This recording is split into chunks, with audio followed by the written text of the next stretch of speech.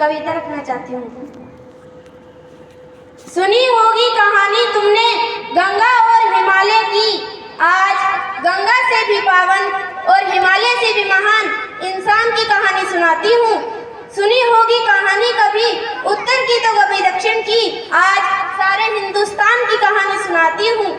किसी तोता और मैना की कहानी नहीं है यह, किसी राजा और रानी की कहानी नहीं है यह कहानी है अंधेरे और उजाले की लड़ाई की। यह कहानी है झूठ से जूझती हुई सच्चाई की। यह कहानी है बर्फ और शोलों पर चलते हुए एक इंसान की। यह कहानी है झूठे भगवान से लड़ते हुए एक सच्चे इंसान की।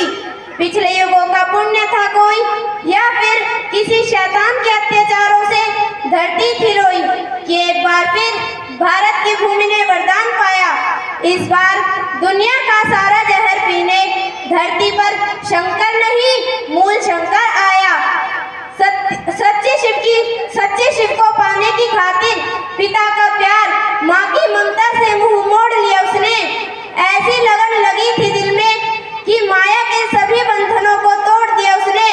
दिन रात चलता रहा भटकता रहा सत्यम शिवम सुंदरम की खोज में, तपस्वी दीपक की तरह जलता रहा गलता रहा, और एक दिन लेकर ही लौटा सत्य का प्रकाश, ज्ञान के मोती, पुरुषार्थ का तेज, ब्रह्मचर्य की ज्योति, सेवा के फूल, माटी की प्रीत, ओम की महिमा, वेदों के गीत।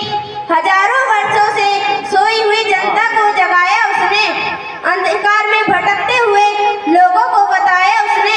सत्य और असत्य में फर्क क्या है, इंसान और जानवर में फर्क क्या है, गुलामी और आजादी में फर्क क्या है, पत्थर और भगवान में फर्क क्या है। लेकिन वही हुआ था उसके साथ भी जो हर महापुरुष के साथ होता है।